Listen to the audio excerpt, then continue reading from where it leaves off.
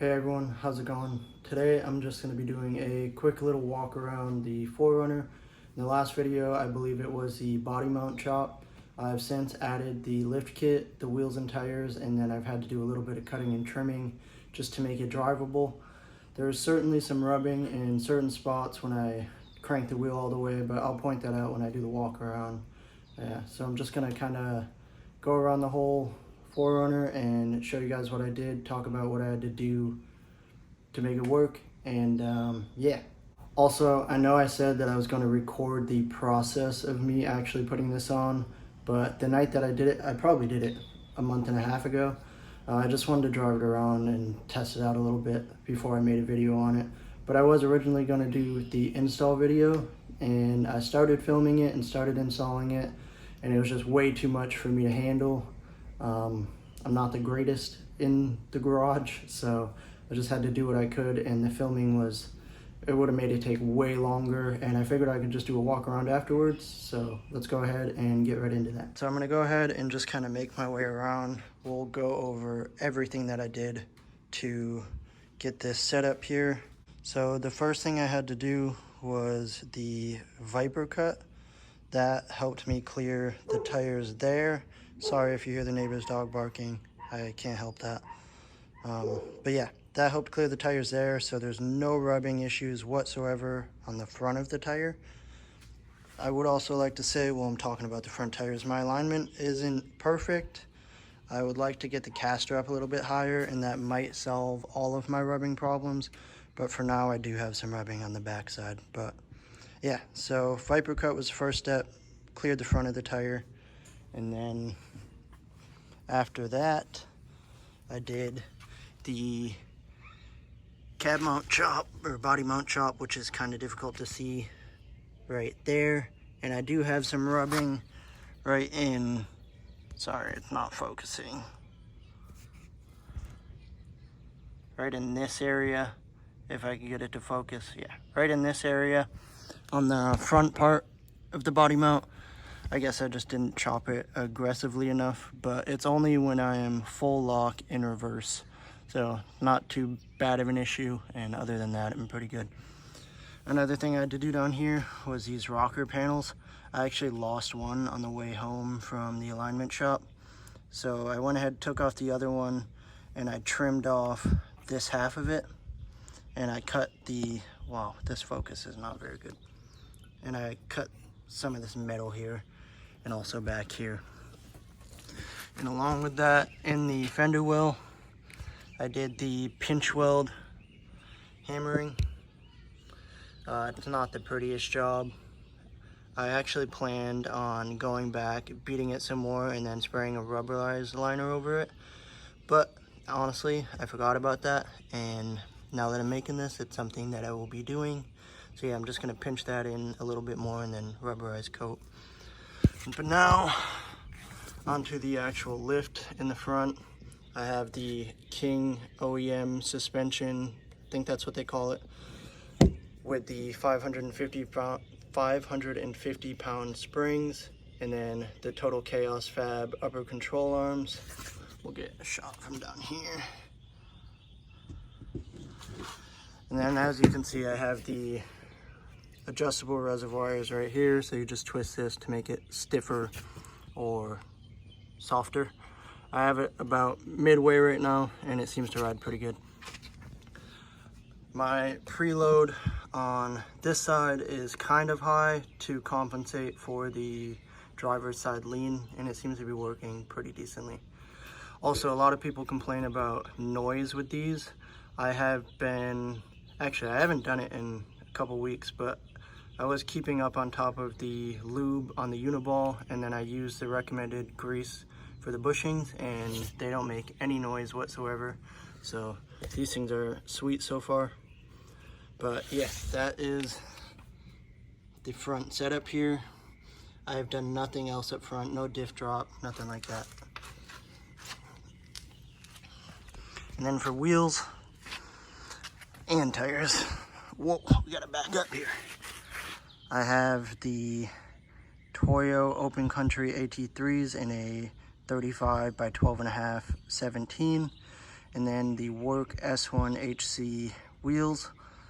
These things, I was originally going to get some Volks, but I ended up getting these because Volks were just a little too expensive for me to potentially be bashing up, and these are still pretty light, and I wanted a JDM wheel because it's a Toyota, and I don't know, I kind of thought it would be cool, and they look good, so they're also pretty light. I think they come in at like 23 pounds. But yeah, this is a amazing tire combo, wheel and tire combo so far. I absolutely love it. That is really all I had to do for the front though. I'll just do a quick walk around to the other side.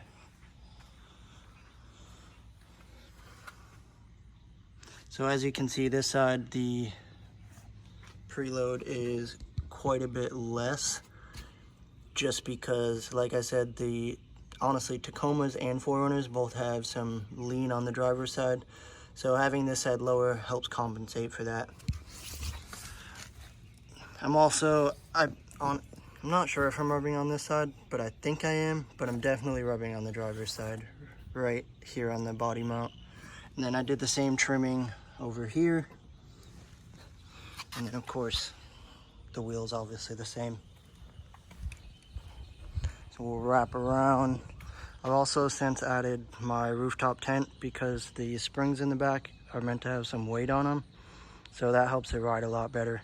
The only downside is I don't fit in the garage anymore, but whatever. It helps it ride a lot better, and I actually haven't used it since I put it on, but I'm going on a trip in July, and I will be using that for about a week and a half straight.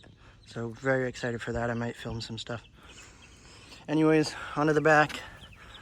We got the same thing, obviously, the King lift kit, or King shocks with the remote reservoirs with the adjusters, same thing.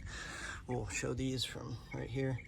The rear ones also have the shock shaft guard, if you can see that, which I really like.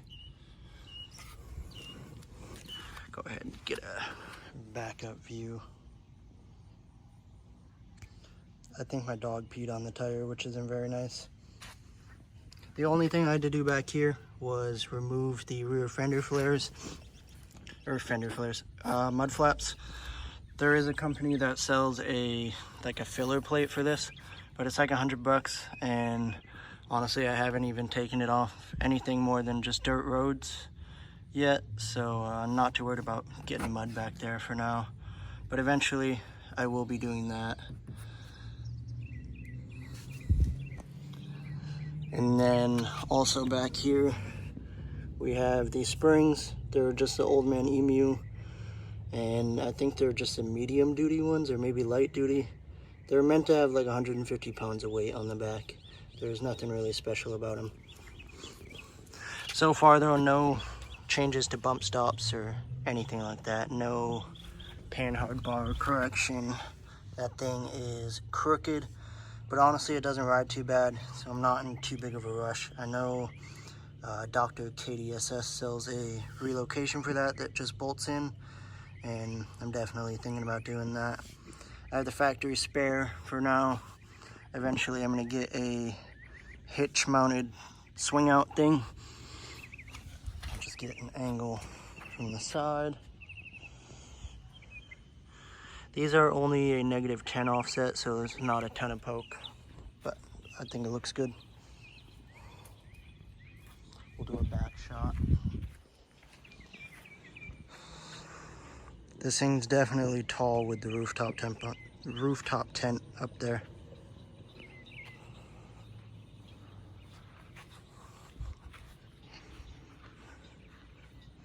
It's a side shot here. In some of the pictures, the 35's don't really look like 35's, but they are indeed 35's, so. Just kind of doing a walk around here so you guys can get a look of it.